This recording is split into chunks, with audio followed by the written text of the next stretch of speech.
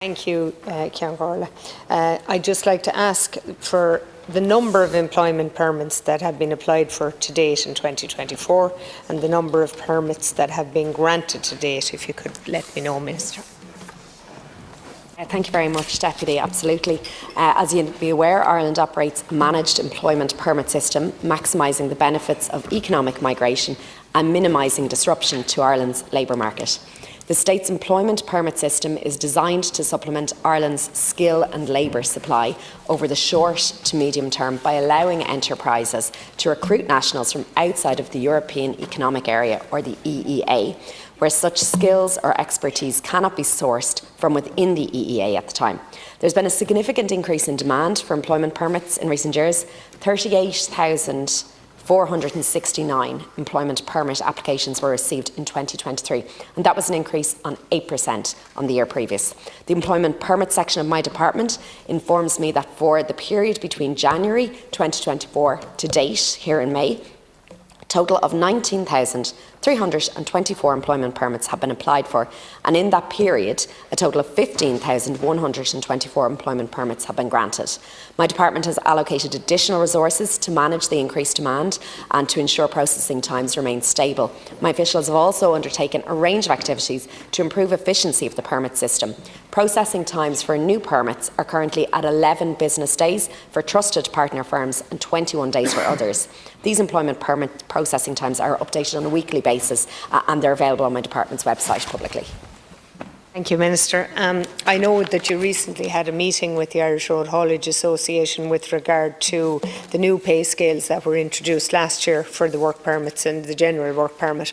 I think as an island nation, we must understand that there are certain sectors that require a different train of thought to keep us competitive, if nothing else. I mean, we have a HGV sector that primarily deals with taking goods from Ireland to continental mainland Europe, and for that there is a subsistence arrangement in place for drivers. So I think the fact that we are now at a base level with a huge increase on what it previously was, but they are more of the critical skills nature than general work permits, because if we can't get our produce out of the country, we can't trade.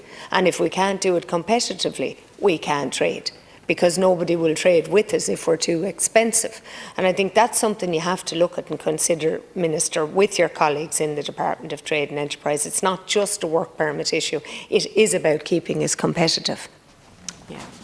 Thank you very much, Deputy. I suppose just to clarify, in the past year, following a review, my department has implemented changes to the critical skills occupation list, ineligible list of occupants and current salary thresholds for both the general employment permits and the critical skills employment permits.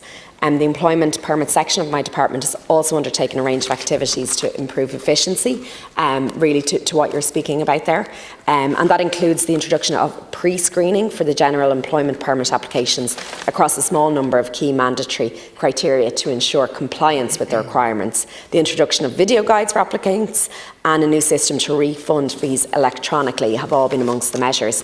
My department will soon introduce a new online employment permit system with the aim of delivering further efficiencies and an improved customer experience, which I think will be of benefit to hauliers and to the people you're speaking about here today. I did meet with the Irish Road Haulage Association just last week or the week before. We had a very constructive engagement, and I've asked them to follow up in detail in writing with me.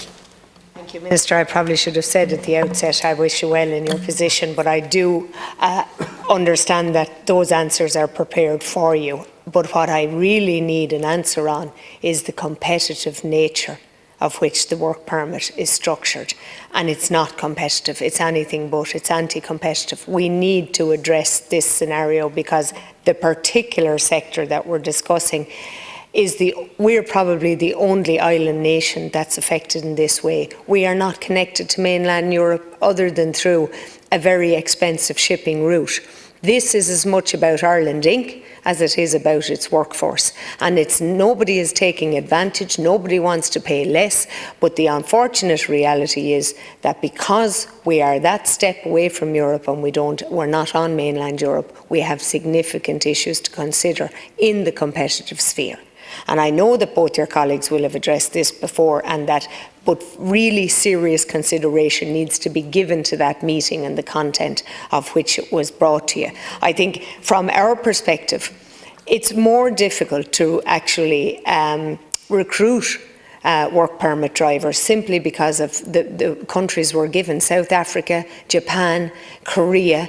None of them are exactly what you call advantageous. And another thing that very much needs to be addressed: if somebody comes here on a work permit, they should not be able to swap and change companies within the time that they're here should be spent with the company they're recruited for. There must be some structure to prevent that.